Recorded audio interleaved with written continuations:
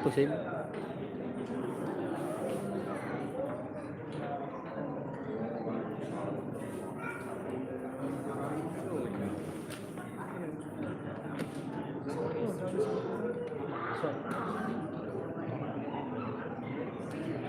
Panitia haus bro.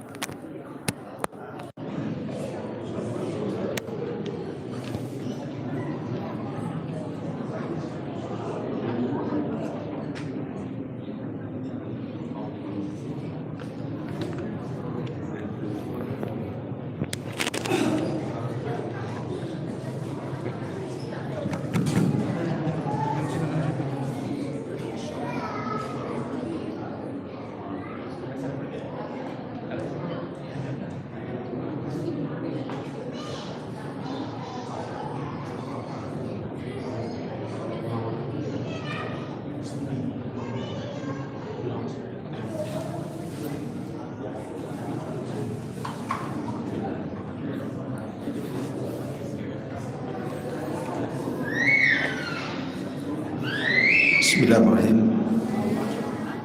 Assalamualaikum warahmatullahi wabarakatuh. Alhamdulillah wassalatu wassalamu ala Rasulillah wa ala alihi wa sahbihi wa mawalah wa la hawla wa la quwata illa billahi wa ala. Kita lanjutkan kajian kita, masih membahas seputar bid'ah. Kita masuk pada definisi bid'ah. Ini penting, definisi ini menentukan perkara itu bid'ah atau tidak karena dilirik dari definisi. Banyak definisi ulama tentang bid'ah, tapi saya tertarik dengan apa yang dikatakan Imam Syatibi rahimahullah ta'ala dalam kitabnya Al-I'tisam. Beliau mengatakan bid'ah itu artinya ibaratu an tariqatin fid dini mukhtara'atun tudahi syar'iyyata yuqsadu bis-suluki 'alaiha al-mubalaghatu fit ta'abbud lillahi subhanahu. Bid'ah adalah sebuah tariqah, sebuah cara, sebuah tata cara fiddin yang dinasabkan ke dalam agama, mukhtara'atun yang diada-adakan manusia, tudahi syar'iyyata yang menyerupai syariat, yuqsadu bisuluki 'alaiha tujuannya membuat-buat dan mengada-ngadakan yang dinasabkan ke dalam agama itu al-mubalaghatu berlebihan fit ta'abbudu lillahi subhanahu dalam rangka beribadah kepada Allah. Dari definisi di sini ada 5 poin penting. Pertama, bahwa disebut bid'ah itu dibuat manusia. Ingat, bid'ah itu buatan manusia. Kalau buatan Allah dan Rasulnya bukan bid'ah, itu syariat namanya. Berarti ini satu, harus dibuat oleh manusia, bukan yang membuatnya Allah dan Rasulnya. Yang kedua, harus urusan agama, bukan urusan dunia. Kalau dunia nggak apa-apa lah buat bid'ah banyak-banyak. Dulu Nabi rumahnya kecil, antum besar. Dulu Nabi pakai unta, antum pula pakai sedan. Tidak masalah urusan dunia. Karena kalau urusan dunia itu kita lebih paham dibandingkan Nabi. Tapi urusan agama Nabi lebih paham dibandingkan kita. Kemudian yang ketiga, kalimat menyerupai syariat, tudahi syariah, menyerupai syariat ini, maksudnya di sini ada pembahasan penting. Pembahasan apa? Pembahasan dua kata. Satu bid'ah, satu mukhalifus sunnah. Di sana ada bid'ah, di sana ada mukhalifus sunnah. Bid'ah dan menyelisih sunnah. Apa bedanya? Tidak semua menyelisih sunnah itu dikatakan bid'ah. Dan setiap bid'ah pasti menyelisihi sunnah. Harus dipahami di sini. Maksudnya apa? Syekh Shalih Al-Syekh hafizahullah taala ketika mensyarahkan kitab Arba'in Nawawi, dia mengatakan, jadi ada perkara-perkara itu tidak dikatakan bid'ah tapi menyelisih sunnah ketika tidak dilakukan terus-terusan. Tapi sebuah perkara kalau menjadi sebuah rutinitas yang tadinya menyelisih sunnah jadi bid'ah. Itu maksudnya. Contoh, bacaan sadaqallahul azim selepas solat, boleh tidak mengucap sadaqallahul azim setelah solat? Boleh. Siapa yang melarang? Rasul pernah mengucapkan sadaqallahul azim ketika dia turun dari mimbar melihat Hasan Husain ditangkap sama Nabi. Naik lagi dia ke atas mimbar. Kemudian Rasul mengatakan sadaqallahul azim, innama amwalukum wa auladukum fitnah. Maha benar Allah dengan segala firman-Nya. Sesungguhnya harta kalian dan anak-anak kalian fitnah, termasuk aku terfitnah dengan cucuku ini. Rasul mengucapkan sadaqallahul azim sedikit. Tapi Nabi SAW tidak melakukan sering. Dari sini menunjukkan kalau sekali-kali tidak ada masalah. Tetapi kalau sudah menjadi rutinitas, bisa saja bid'ah. Karena sadaqallahul azim ini bukan bagian daripada Quran, lain dengan basmalah. Jadi kalau sekali-kali mengucapkan sadaqallahul azim, ya tidak ada masalah. Karena melihat artinya kan tidak ada penyimpangan. Maha benar Allah dengan segala firman-Nya. Penyimpangan dari mana artinya? Kan itu. Tapi kalau jadi rutinitas, inilah yang disebut oleh Syekh Al-Utsaimin, bid'ah itu kalau hanya sekedar menyelisih sunnah belum sampai taraf bid'ah. Tapi kalau dijadikan rutinitas menjadi bid'ah. Kalau tidak ada dalilnya. Ya. Ma'asyiral muslimin yang dimuliakan Allah Azza wa Jalla, atau contoh yang lain, mengusap wajah ketika selesai doa. Kata Nabi SAW, berdoalah dengan cara menengadahkan tangan, jangan berdoa dengan cara membalik tangan. Baik doa baik atau doa buruk tetap begini. Karena saya lihat ada orang yang kalau doa balak begini, kalau doa baik begini kan. Kata Rasul, jangan membalik telapak tangan dalam berdoa, tetapi arahkan telapak tangan begini, mau baik mau buruk begini. Kemudian di ujung riwayat Rasul mengatakan, "Tsumma afidu ala wujuhikum." Kemudian usaplah di wajah-wajah kalian. Riwayat ini terjadi polemik. Ada yang mensahihkan, ada yang melemahkan. Sehingga yang melemahkan tidak diamalkan. Walaupun pendapat yang kuat lemah di sini. Tapi kan ada yang mensahihkan. Sehingga tidak bisa kemudian kita katakan itu bid'ah itu. Gimana kalau yang mensahihkan hadis ini? Berarti kan dia mensahihkan hadis ini kan? Nanti seperti kunut subuh, ada yang mensahihkan hadisnya, ada yang melemahkan hadisnya. Kalau antum katakan kunut subuh bid'ah umpamanya kan, datanglah orang-orang Syafi'i, Imam Syafi'i mensahihkan hadis. Antum lebih pintar apa daripada Imam Syafi'i umpamanya kan? Akhirnya jadi polemik. Ya sudah, kita bawa, kalau anda meyakini hadis sahih, amalkan. Kalau kita merasa hadis itu tidak sahih, tidak perlu diamalkan, selesai kan? Kenapa mesti ribut kan itu? Jadi di sini qadhiyah bid'ah itu maksudnya, lihat, dia hanya menyelisih sunnah. Kalau sekali dua kali kita katakan menyelisih sunnah, tapi kalau sudah rutinitas itu bisa jadi bid'ah. Ini yang ketiga. Yang keempat, berlebihan dalam menjalankan ibadah keluar dari contoh. Dan yang terakhir, bahwa ikhlas saja tidak cukup. Kan definisinya kan berlebihan. Dia melakukan itu dalam rangka berlebihan, berarti di sini ada keikhlasan. Tetapi dalam ibadah ini tidak cukup ikhlas. Di sana ada ittiba, mencontoh. Ini dari definisi. Taib.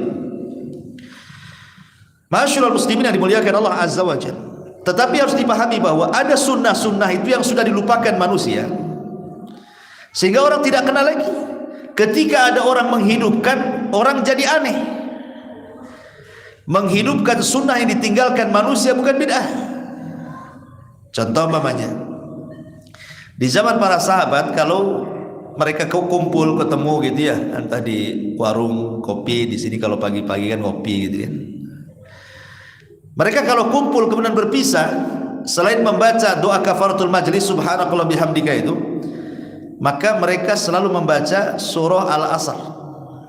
Tunggu dulu, jangan bubar, saya bacakan dulu ayat Al-Quran. A'udzubillahi minasyaitonirrajim. Bismillahirrahmanirrahim. Wal asri innal insana lafi khusrin illa alladhina amanu wa amilus solihat wa tawassaw bil haq wa tawassaw bir.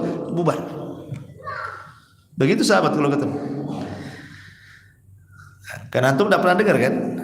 Tiba-tiba ada yang mengamalkannya, bid'ah. Antum yang nggak tahu itu riwayatnya kan itu, sehingga main bid'ah saja. Itu sunnah mahjurah namanya, sunnah yang ditinggalkan. Atau duduk ik'a dalam sujud. Di antara dua sujud ada duduk ik'a namanya kan, menegakkan kaki seperti ini di antara dua sujud tuh. Mungkin di masyarakat awam tuh duduk apa tuh, ini sholat apa lagi, bid'ah katanya kan itu ya, karena tidak pernah dikenal kan, baru dikenalkan sekarang.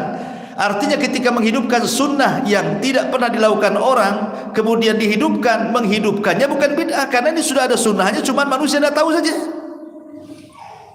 Nah, ini juga harus dipahami ya. Dan itu paling banyak sunnah-sunnah yang ditinggalkan di masyarakat itu. Kemudian pembahasan selanjutnya adalah apa bedanya bid'ah dengan maksiat. Apa bedanya bid'ah dengan maksiat? Setiap bid'ah pasti maksiat, tapi tidak setiap maksiat dia bid'ah. Ingat ya, setiap bid'ah itu maksiat, tapi bukan setiap maksiat bid'ah. Contoh, ada orang nyolong ayam, kita katakan ahli bid'ah. Itu ahli bid'ah. Kenapa? Nyolong ayam, enggak kan? Ya. Ada orang mabuk, kita katakan, oh itu melakukan bid'ah. Kenapa? Mabuk dia. Maksiat itu bukan bid'ah. Yang kita katakan kalau dia mabuk ahli maksiat. Oh ya, kalau mencuri ahli maksiat, bukan ahli bid'ah. Nggak ada urusan maksiat dengan bid'ah. Tapi setiap bid'ah dia maksiat. Tapi tidak semua maksiat harus bid'ah. Saya contohkan beberapa perbedaannya.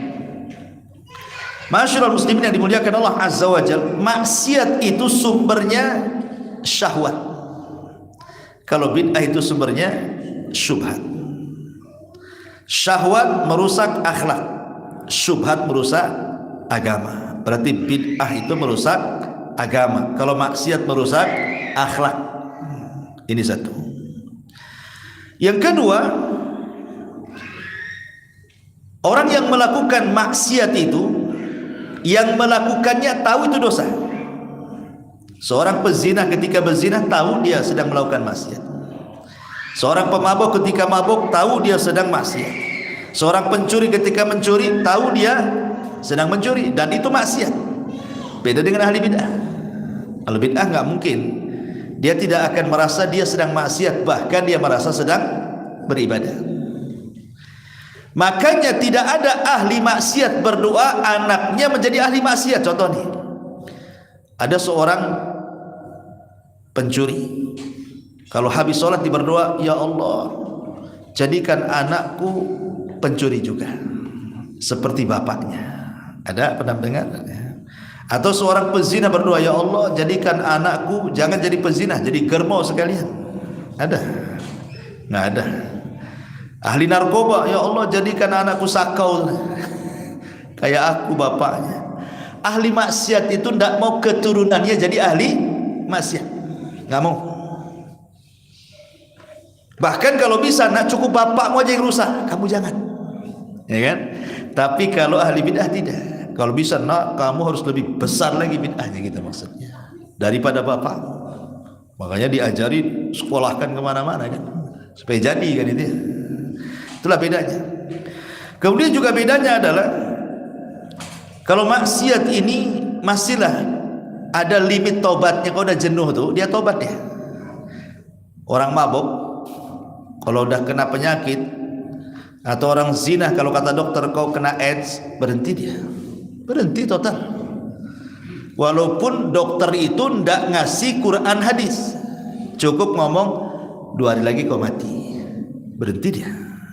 Tapi ustaz dari hari Quran sunnah tetap aja dia zina. Lebih dengar kata-kata dokter kan dibandingkan kata ustaz.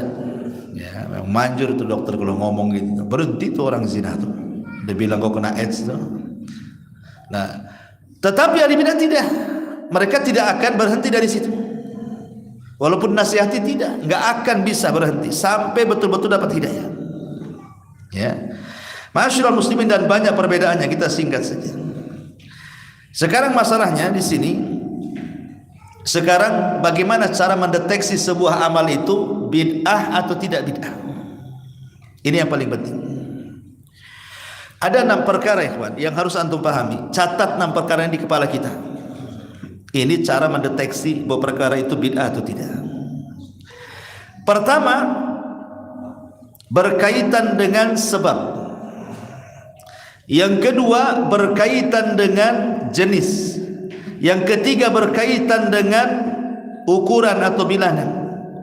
Yang keempat, berkaitan dengan kaifiyah cara.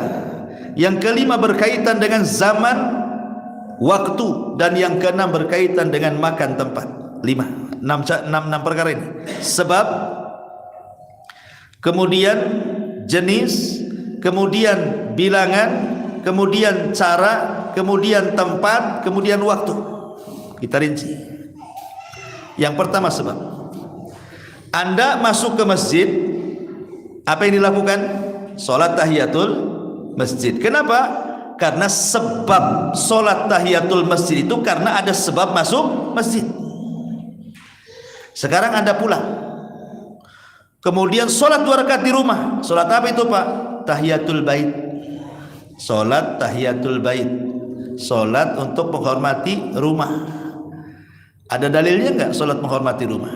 Kan tidak ada kan? Yang ada salat tahiyatul masjid. Berarti salat tahiyatul masjid bukan bid'ah. Kenapa? Karena ada perintahnya setiap masuk masjid salat 2 rakaat kan? Karena sebab masuk masjid.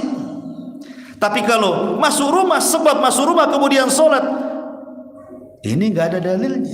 Setiap masuk rumah salat 2 rakaat. Setiap masuk rumah salat 2 rakaat. Anda ini sedang salat apa itu? Berarti bicara sebab. Yang kedua, selain dari pelajari bicara sebab, bicara jenis korban. Al-Quran mengatakan korban itu bahimatul an'am. Apa bahimatul an'am itu? Kambing, sapi atau kerbau, kemudian unta. Ini ditentukan kurban oleh Al-Quran sendiri. Dan Nabi SAW juga mengatakan 3 binatang ini yang harus dikorbankan. Tiba-tiba Anda berkorban dengan jenis lain yang tidak ditentukan Quran Sunnah. Umpamanya korban dengan kuda. Saya ingin korban dengan kuda saja. Atau dengan burung, unta. Kan ada untanya juga Ustaz, tapi kan burung. Kalau dia mendatangkan jenis yang tidak dijelaskan Nabi, berarti Anda sudah buat bid'ah dalam jenis. Bisa dipahami di sini? Ya. Karena jenisnya sudah ditentukan. Korban itu kambing, sapi, unta. Anda pula korban dengan ayam, korban dengan bebek. Nabi tidak pernah. Mau 100 ayam pun Nabi tidak pernah berkorban. Ini bicara soal jenis. Ya. Yang ketiga bicara soal qadar, bilangan. Bilangan dalam wudhu itu sudah jelas. Salasan, paling banyak salasan 3 kali. Imam Bukhari membuat bab marrotan, bab marrotaini, bab salasan. Dalam Sahih Bukhari itu ketika bicara tentang bilangan wudhu, bab 1 basuhan, bab 2 basuhan, bab 3 basuhan. Artinya paling banyak ketika membasuh anggota badan ketika wudhu itu ada 3 kali. Yang wajib 1 kali, yang 2 sunnah. Ya. Kemudian kita tambah jadi 4 kali, jadi 5 kali. Ketika kumur-kumur kita tambah 10 kali. Kemudian ketika mencuci tangan kita tambah 20 kali. Kenapa? Biar bersih Ustaz katanya. Tidak bisa. Kenapa? Karena Rasul yang mengatakan faman zada faqad asa'a wa zalama. Siapa yang menambah basuhan dalam wudu, dia telah salah dan telah berlaku zalim.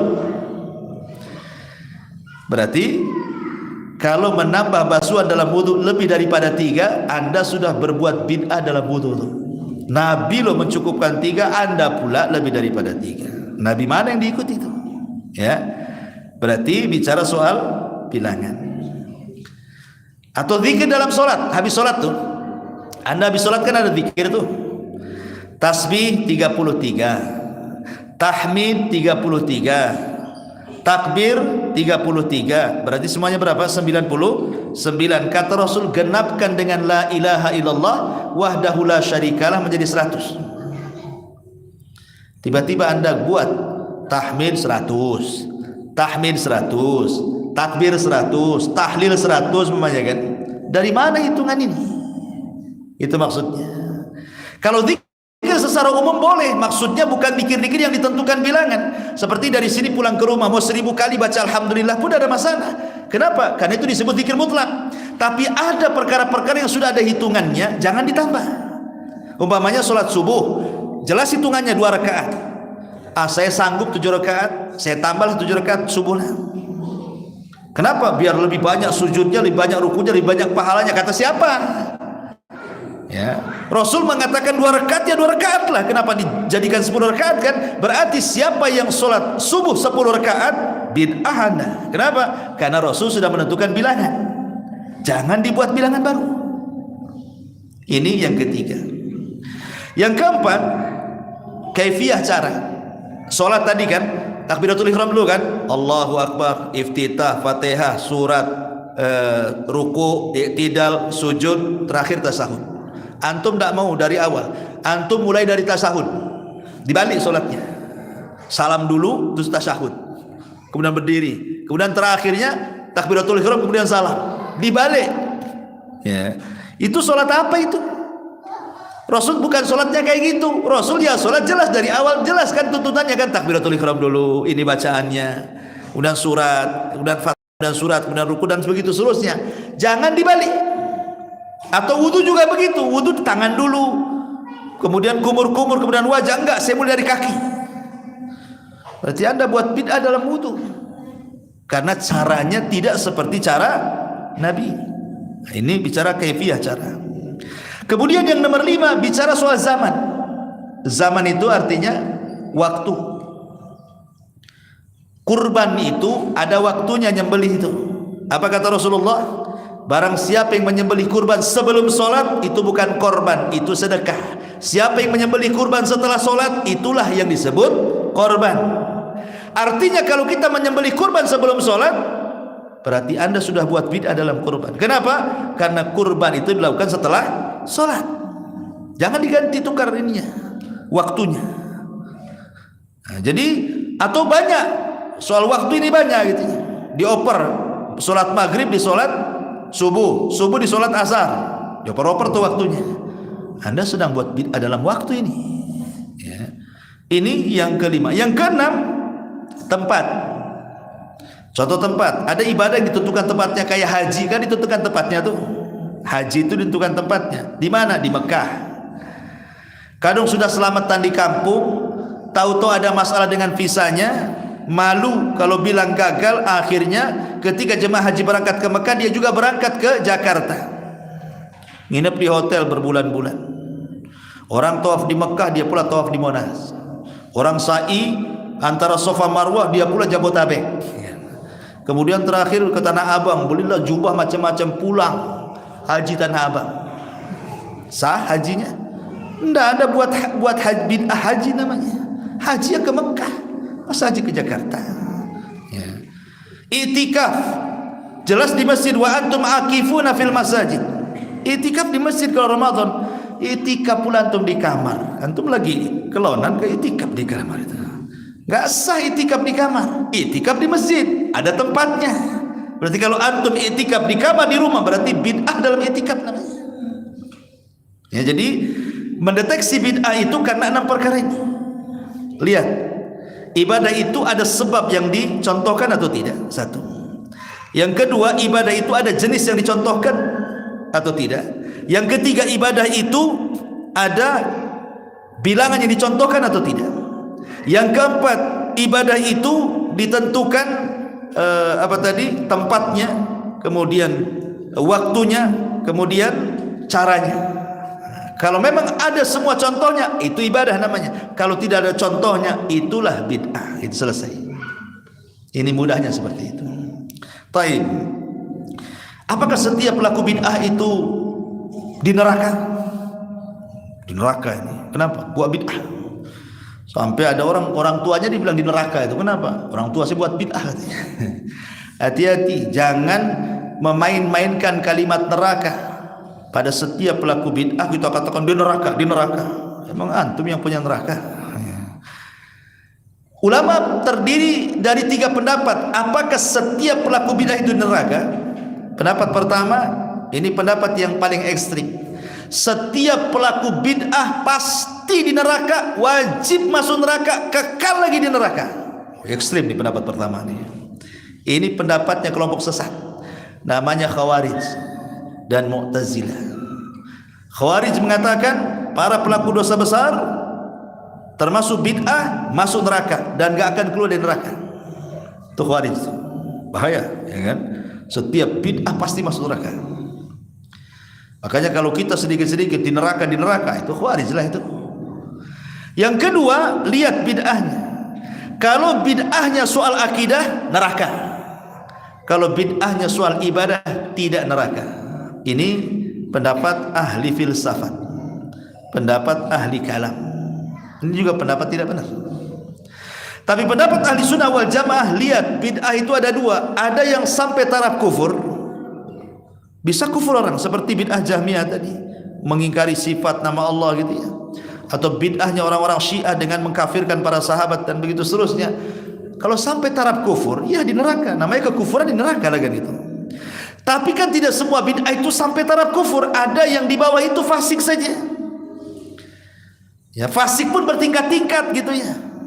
Maka kalau bid'ahnya taraf sampai fasik, tidak sampai kufur, itu di bawah kehendak Allah. Kalau Allah mau, Allah ampuni, Allah masukkan ke sorga. Kalau Allah mau bersihkan neraka, Allah masukkan ke sorga. Berarti tidak semua bid'ah itu di neraka. Ada yang diampuni kalau tarafnya masih fasik, tidak sampai kafir gitu maksudnya. Nah, ini juga harus paham bahwa tidak semua bid'ah itu di neraka. Lihat bid'ahnya sampai kafir atau tidak. Kalau kafir jelas di neraka. Kalau tidak kafir hanya fasik saja, ya kembali kepada tahta masyiatillah, kembali kepada kehendak Allah Subhanahu wa taala. Lalu kapan bid'ah itu kalau dilakukan dikatakan kafir pelakunya? Bagaimana caranya kita tahu bahwa bid'ah itu sampai ke tahap kafir sehingga kita katakan di neraka gitu ya?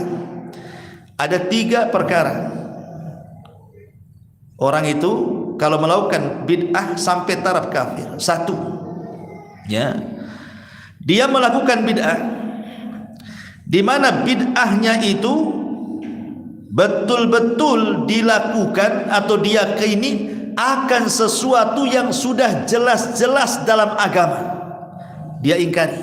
Contoh wajibnya sholat 5 waktu. Ini kan sholat 5 waktu kan sudah jelas itu. Ngapain ditanya lagi? Dia ingkari pula. Puasa Ramadan sudah jelas puasa Ramadan, dia ingkari pula. Kemudian haji sudah jelas, dia ingkari juga. Mengingkari sesuatu yang sudah jelas kafir. Ya. Mengingkari sesuatu yang sudah jelas kafir dia.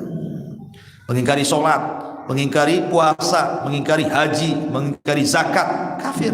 Makanya di zaman Abu Bakar ada orang yang mengingkari zakat, diperangi sama Abu Bakar karena mereka dianggap murtad. Ini satu. Yang kedua, menghalalkan yang haram dan menghalalkan yang haram ataupun sebaliknya.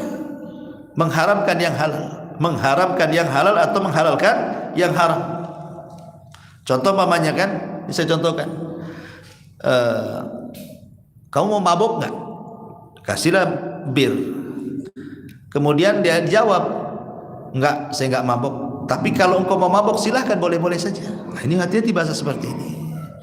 Kalimat boleh-boleh saja ini soalnya menghalalkan yang haram. Jangan diucap kalimat itu. Mabuk gak kamu? Nih saya punya kasbat, punya apa nih? Ambil minum. Oh enggak saya enggak minum. Tapi kalau kau mau minum silahkan saja, boleh. Nah, berarti dia membolehkan yang diharamkan. Walaupun dia tidak minum, tapi kalau dia menghalalkan yang diharamkan Allah, kafir dia. Ya. Walaupun orang satunya minum, tapi tetap dia katakan ini haram, cuman enak aja, nggak kafir, karena tidak sampai mengingkari keharamannya. Maka menghalalkan, meyakini mengharamkan yang dihalalkan Allah atau sebaliknya, ini hati-hati, bisa kafir. Atau yang ketiga, sesuatu yang dibersihkan dari Allah, sesuatu yang dibersihkan dari Allah, dari nama dan sifatnya, kemudian kita kotori, seperti menyerupakan Allah dengan makhluk, ya kan? Ataupun akidahnya orang-orang Jahmiyah mengingkari nama dan sifat bagi Allah, ini kafir. Makanya tidak ada satupun ulama yang mengatakan Jahmiyah itu bagian dari Islam. Imam Ibnul Qayyim sampai menulis kitab Nuniyah, 500 lebih para ulama di zamannya mengkafirkan Jahmiyah karena mengingkari nama dan sifat bagi Allah. Ini 3 perkara ini, inilah kalau bid'ah sudah ada 3 perkara berarti tarafnya kufur. Tapi kalau tidak seperti itu, tidak kufur, hanya fasik saja. Ya. Baik. Kemudian sekarang masalahnya yang jadi polemik di masyarakat itu, kan ada hadis Nabi yang mengatakan, dan sering kadang-kadang ustaz-ustaz terlontarkan kalimat fa inna kulla bid'atin dhalalah, setiap bid'ah itu sesat. Pertanyaannya, apa memang setiap bid'ah itu sesat? Ataukah di sana ada bid'ah hasanah? Ma'asyiral muslimin yang dimuliakan Allah Azza wa Jalla, para ulama ada yang mengambil nas daripada hadis setiap bid'ah sesat. Ya sesat. Itu ada satu ulama mengatakan seperti itu. Di antaranya siapa? Di antaranya Imam Al-Khattabi, Imam Ibnul Arabi, Imam Ahmad Ibn Hanbal, Imam Ibn Taimiyah, Imam Ibn Katsir. Mereka mengatakan, dan juga Imam Ibn Rajab dan yang lainnya mengatakan bid'ah itu cuma satu kata, sesat. Ini satu pendapat. Pendapat yang kedua, oh tidak, bid'ah itu bukan dolalah. Tidak semua bid'ah itu dolalah, sesat. Tapi bid'ah itu terbagi 2. Ada namanya bid'ah hasanah, ada namanya bid'ah dolalah. Ada bid'ah sesat, ada bid'ah terpuji, bid'ah tercela, ada bid'ah yang baik.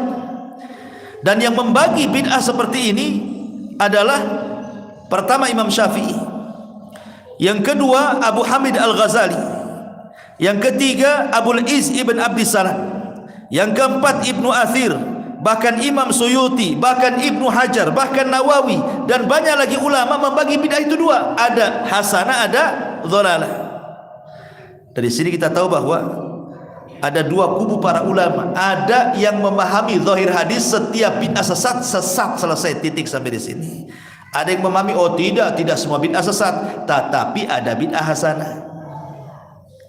Pertanyaannya, apa bedanya? Kita contohkan satu pendapat dari yang membagi bid'ah 2, hasanah dan dhalalah, Abul Iz Ibn Abdissalam. Dia mengatakan bahwa bid'ah itu terbagi menjadi 5. Jadi yang membagi bid'ah itu 2, ada hasanah, ada dhalalah. Ada bid'ah yang baik, ada yang bid'ah yang tidak baik. Itu membagi menjadi 5 bid'ah. Pertama bid'ah wajib, yang kedua bid'ah sunnah, yang ketiga bid'ah mubah, yang keempat bid'ah makruh, yang kelima bid'ah haram. Jadi bid'ah itu ada yang wajib buat bid'ah katanya. Bid'ah juga ada yang sunnah, harus buat bid'ah sunnah itu berpahala. Tapi di sana ada bid'ah haram, ada bid'ah makruh, ada bid'ah mubah. Saya contohkan. Yang membagi bid'ah kepada 5 ini, salah satunya Al-Iz bin Abdissalam itu mencontohkan 1 bid'ah wajib. Contoh bid'ah wajib itu mempelajari nahwu, kata dia, mempelajari bahasa Arab, ataupun mempelajari jarh wa ta'dil dalam ilmu hadis supaya bisa mensahihkan dan melemahkan hadis, mendeteksi hadis ini sahih atau tidak. ataupun pamannya contohnya adalah sesuatu yang menyempurnakan hal-hal yang wajib, ya. Tetapi bagi pendapat yang menolak bid'ah itu cuma satu sesat, mereka mengistilahkan bukan bid'ah wajib tetapi masalihul mursalah namanya. Kaidah fikih mengatakan ma la yatimul wajib illa bihi fa huwa wajib. Tidaklah sempurna sebuah kewajiban kecuali dengan sarana, maka sarana itu jadi wajib. Karena kita tidak mungkin paham Quran kecuali dengan bahasa Arab, maka mempelajari bahasa itu wajib, bukan bid'ah wajib, gitu maksudnya. Bagi pendapat yang kedua yang mengatakan bid'ah itu cuma sesat, tapi yang pendapat pertama bid'ah itu terbagi dua, berarti inilah bid'ah wajib. Sama-sama menganjurkan belajar bahasa Arab, tapi yang satu mengatakan bid'ah sunnah, bid'ah wajib, yang satu mengatakan itu bukan bid'ah, ya memang dianjurkan, itu bagian dari masalihul mursalah. Ini satu. Yang kedua sunnah, mereka mengatakan bid'ah sunnah. Kemudian dicontohkan seperti membangun madrasah, pesantren, itu bid'ah sunnah. Yang membagi bid'ah itu kepada dua mengatakan ini bid'ah sunnah. Tapi yang tidak membagi bid'ah cuma satu sesat, ini bukan bid'ah, tapi ini memang disunahkan. Karena Rasul yang mengatakan man sanna sunnatan hasanah falahu ajru wa ajru man amila ba'dahu la yanqusu min ujurim syai'a. Barang siapa yang berikan contoh yang baik, sunnah yang baik, ini sunnah baik, bukan bid'ah sunnah katanya. Ini contoh. Kemudian yang ketiga, yang membagi bid'ah kedua ada namanya bid'ah mubah, ya, bid'ah soal agama. Ini tidak ada khilaf, ya. Baik yang membagi bid'ah jadi dua atau yang tidak membagi bid'ah kecuali satu, bid'ah mubah, ya. Perkara dunia tidak membahas orang. Ulama tidak akan membahas soal dunia. Kemudian yang ketiga, yang keempat, bid'ah haram. Contohnya apa? Contoh pamannya Khawarij, bid'ahnya Khawarij, bid'ahnya Mu'tazil, bid'ahnya Jahmiyah, ya. Ini juga mereka mengatakan bid'ah haram. Tapi ulama yang mengatakan tidak bid'ah kecuali satu, ya memang itu sesat, ya. Kemudian ada namanya bid'ah makruh seperti mempercantik masjid, ngasih hias-hiasan di masjid, itu yang namanya bid'ah makruh. Tapi bagi para ulama yang tidak membagi kecuali sesat, itu bukan bid'ah makruh, memang Rasul melarang. Ma umirtu bitasjidil masajid, aku tidak diperintah untuk memegah-megahkan masjid. Masjidnya megah tapi nggak ada jamaahnya. Sekarang kan masjid itu megah-megah, jamaahnya tak ada, muazin sama imam aja tuh, makmumnya nggak ada kan. Tapi sebagian para ulama mengatakan boleh kita ini bermegah-megah masjid, ngasih lukisan, ukiran apa gitu ya, selama bukan di tempat-tempat sholat, berarti di luarnya. Sebab ulama memakruhkan itu karena khawatir pamannya ini dikasih kaligrafi semuanya kan. Suatu kan ada masjid itu penuh dengan kaligrafi kan, dikhawatirkan mengganggu sholat. Allahu Akbar, hafal, nampak pula ayat kursi, ya itulah baca,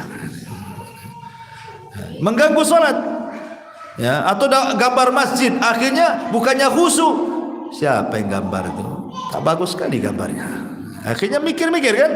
Nah, kalau sampai mengganggu sholat, hiasan-hiasan itu jadi makruh. Tapi kalau tidak mengganggu sholat, tidak, kata ulama. Tapi yang jelas di sini bahwa dari yang mengatakan bid'ah itu dua, hasanah dan dhalalah, atau kelompok yang mengatakan tidak bid'ah kecuali dhalalah, sebenarnya kalau kita teliti dari contoh-contoh mereka itu, di sini hanya perselisihan lafaz saja sebenarnya, bukan perselisihan istilah. Dua-duanya pun tidak suka dengan bid'ah sebenarnya, cuman ada pembagian bagi mereka, dirinci, yang satu tidak mau merinci, ya. Ma'asyiral muslimin yang dimuliakan Allah Azza wa Jalla. Kemudian yang perlu diketahui juga dalam masalah ini, apakah semua bid'ah itu di neraka? Tadi sudah kita jelaskan. Tetapi yang perlu diketahui tetap kepada hadis Nabi sallallahu alaihi wasallam, la'anallah man awa muhditsah. Allah melaknat orang yang melindungi muhditsah. Ada yang mengatakan muhditsah ini orang jahat, ada yang mengatakan ahli bid'ah. Kemudian juga Rasulullah SAW pernah mengatakan ketika bercerita di telaga, ada orang-orang yang diusir dari telaga. Kemudian Rasul mengatakan, itu umatku ya Rabb. Maka Allah mengatakan, biarkan mereka pergi, mereka adalah umat yang sudah mengganti-ganti sunnah dan syariat. Ulama mengatakan yang diusir dari telaga itu ahli bid'ah, ya. Lah dari sini ma'asyiral muslimin yang dimuliakan Allah Azza wa Jalla, jadi ada rincian-rincian yang perlu dipahami bahwa qadiyah ataupun perkara bid'ah itu kembali kepada iltizam atau tidak iltizam. Jangan disangka perkara itu bid'ah ternyata tidak bid'ah. Karena begini, terkadang ulama ini berselisih pendapat. Yang satu mengatakan bid'ah, yang satu mengatakan sunnah. Itu masalahnya. Ya. Seperti contohnya kunut subuh. Imam Ahmad mengatakan bid'ah kunut subuh itu. Kenapa? Hadisnya lemah. Imam Syafi'i mengatakan itu sunnah, hadisnya sahih. Kan? Kita tidak bisa mengatakan ini bid'ah, rupanya di sana mengatakan sunnah. Jangankan itu, Syekh bin Baz dan Syekh Albani umpamanya kan. Syekh bin Baz mengatakan kalau habis ruku letakkan tangan di sini. Ya. Syekh Albani mengatakan tidak, harus gini. Kata Syekh Albani bid'ah itu yang begini. Yang begini bilang yang begini itu bid'ah kan. Mana satu kan itu kan, bingung kan ya. Ya sudahlah, mana yang cocok kan, itu yang sesuai dengan keyakinan kan. Salat tasbih. Salat tasbih Imam As-Sun'ani mengatakan bid'ah. Syekh Albani mengatakan sunnah karena hasan hadisnya. Salat tasbih. Jadi ada perkara-perkara itu kata orang itu bid'ah, rupanya kata orang lain itu sunnah. Kenapa? Pertama, karena masalah perselisihan apakah dalil itu sahih atau tidak. Ketika ada yang mensahihkan dan ada yang melemahkan, terjadi silang pendapat. Yang ini mengatakan sunnah, yang ini mengatakan bid'ah. Atau terjadi pemahaman. Hadisnya sahih, tapi pemahaman yang berbeda. Contoh nih, pemahaman yang berbeda. Nabi SAW suatu ketika ke kuburan, kemudian mendengar ada 2 kuburan sedang diadzan. Maka Rasul mengambil pelepah kurma yang masih basah, kemudian dipangkas jadi 2, kemudian diletakkan satu di kuburannya ini, yang satu di kuburannya ini. Kemudian Rasul mengatakan, mudah-mudahan dengan 2 pelepah kurma yang saya tancapkan ini, selama dia belum kering, bisa meringankan azab. Hadisnya sahih, tetapi pemahamannya berbeda. Ada yang mengatakan ini khusus Nabi. Berarti kalau khusus Nabi kita tidak bisa melakukannya. Kalau melakukannya Anda buat bid'ah. Berarti ini khusus Nabi. Kenapa khusus Nabi? Karena Nabi tahu yang dikubur itu sedang diazab. Lah kita kan tidak tahu yang dikubur sedang diazab. Kalau Anda tiba-tiba menancapkan pelepah di atas kuburannya, berarti kita suudon sama orang yang di kuburan, seolah-olah yang di kuburan sedang diazab. Gak boleh untuk suudon sama yang di kuburan. Emang tahu yang di kuburan diazab? Komentar letak-letak saja. Berarti di sini menunjukkan khususian Nabi. Tapi yang lain mengatakan enak aja kau katakan bid'ah. Nggak bisa. Bukankah sunnah itu setiap yang diajarkan Nabi, ucapannya, perbuatannya, penetapannya, kan sunnah itu apa yang dilakukan Nabi kita ikut, ya ini sunnah lah. Akhirnya yang satu mengatakan sunnah, yang satu mengatakan bid'ah, kan begitu ya. Nah, harus didudukan di sini. Kalau tidak, keras akhirnya. Nah, jadi dan ya kuncinya harus belajar. Kalau nggak belajar ya nggak bisa kan itu. Harus belajar lagi, terus mempelajari agama supaya bisa dibedakan mana yang bid'ah, mana yang tidak. Ya. Kemudian ada hukum ta'yin, ada hukum umum. Ingat, ada namanya pelaku bid'ah, ada namanya ahli bid'ah. Itu dibedakan. Kalau pelaku bid'ah, dia melakukan bid'ah itu hanya untuk dikonsumsi sendiri. Tapi kalau ahli bid'ah, dia melakukan bid'ah ngajak orang kepada bid'ahnya. Itu dibedakan hukumnya. Kalau antum sholat di belakang bid'ah, orang yang melakukan bid'ah, tapi dia tidak ngajak-ngajak orang, gak ada masalah sholatnya, sah-sah saja ya. Tapi kalau imamnya ini sudah ahli bid'ah, ngajak-ngajak orang pula, ini namanya ahlu bid'ah. Ulama mengatakan makruh sholat di belakangnya, sah sholatnya. Tapi kalau seandainya pelaku bid'ah sampai kepada taraf kafir, berarti kita tidak sholat di belakangnya. Masa nggak mungkin kita sholat di belakang orang kafir, ya kan? Lah itu rincian-rincian seperti ini juga dibahas oleh para ulama. Wallahu a'lam. Ini hanya gambaran soal bid'ah. Taib. Kemudian pembahasan selanjutnya sedikit kita tambah, bicara soal kecintaan kepada Nabi, karena lawan daripada bid'ah itu sunnah. Jangan sampai kita mengaku ahli sunnah tetapi kita tidak cinta kepada sunnah atau tidak cinta kepada Nabi SAW. Maka poin-poinnya, orang dikatakan cinta kepada Nabi SAW secara singkat karena waktu juga. Pertama, dia harus menjadikan Rasul sebagai masdar setelah Quran. Kalau kita beragama berarti menjadikan Al-Quran, setelah itu baru hadis Nabi. Kemudian yang kedua, dia harus menjadikan seluruh sabda Rasul itu hukum bagi kehidupannya. Kata Allah yang mengatakan, "Idza tanazza'tum fi syai'in farudduhu ila Allah war Rasul." Kalau kalian berselisih dengan sesuatu masalah apapun, kembalikan kepada Allah dan Rasulnya. Jangan dikembalikan kepada adat, kepada perasaan, kepada ini itu. Kembalikan kepada Allah dan Rasulnya, karena itu solusi apapun masalahnya.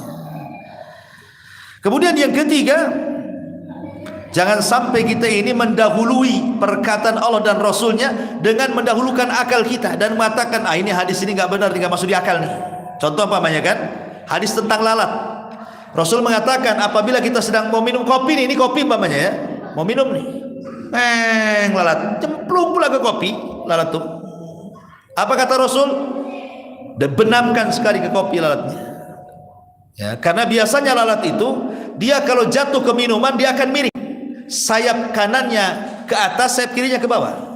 Dia tidak mungkin sayap-sayapnya dua-duanya nyemplung di air itu. Perhatikan kalau lalat, antum ahli lalatnya.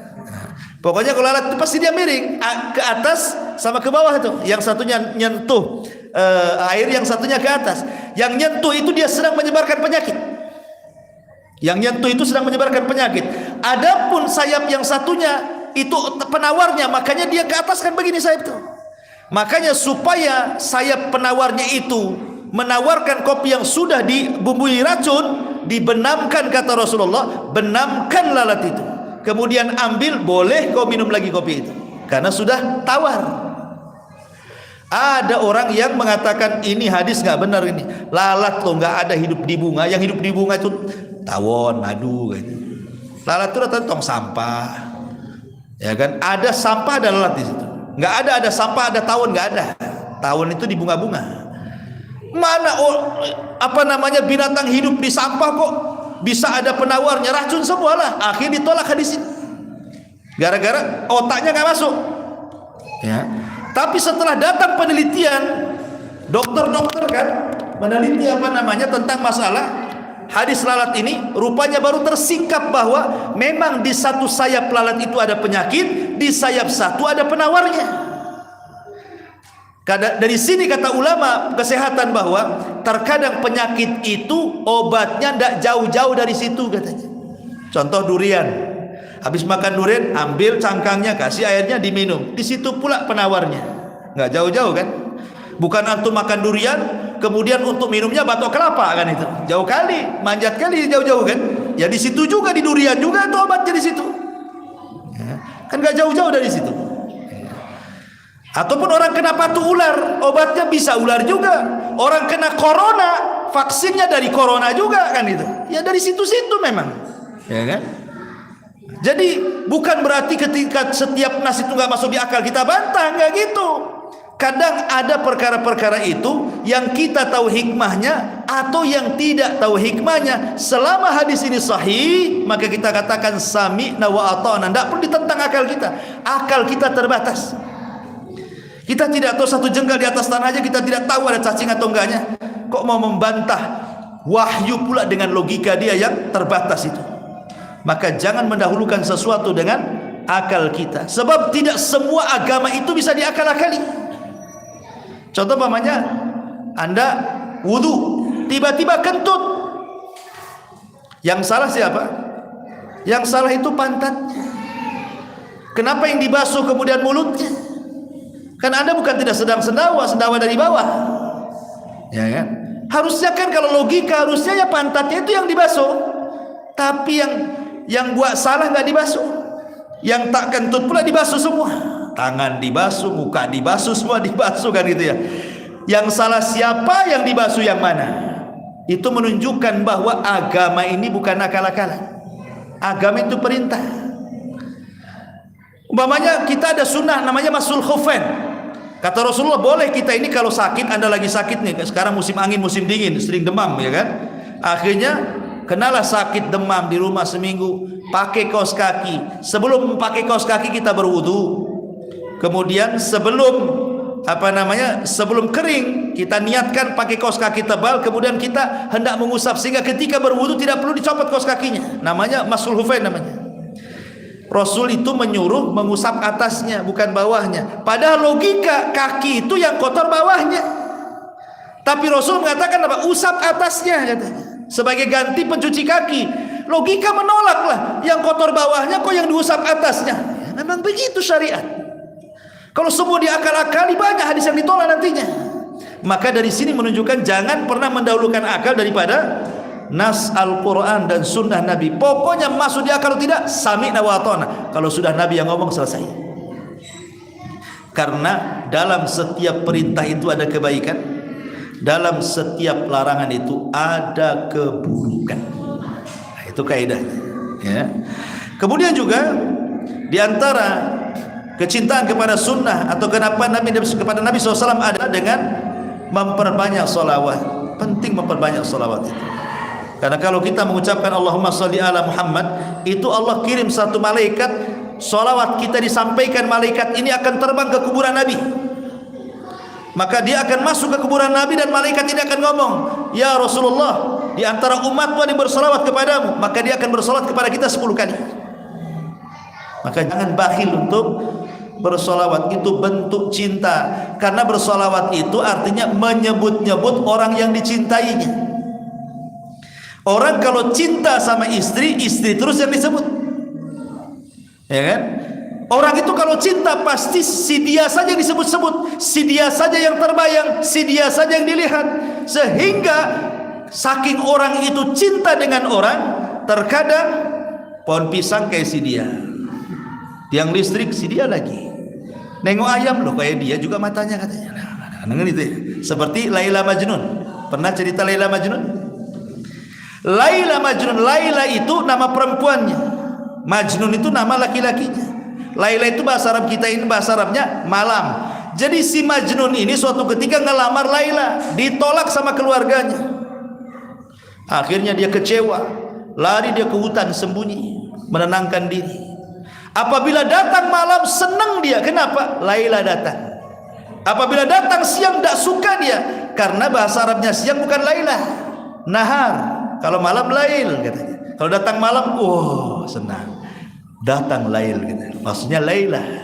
Kalau siang nggak suka dia, karena bahasa Arabnya siang bukan lail tetapi nahar. Saking cintanya, sampai malam siang aja dibedakan sama dia. Karena ditolak cintanya. Jadi dia lapar, ambil panah, ambil busur, dicarinya kijang. Nampaklah kijang, langsung melesat tanah, kena kakinya, jatuh pula kijang itu. Diambil pisau, hampir disembelih, ditatap mata kijang.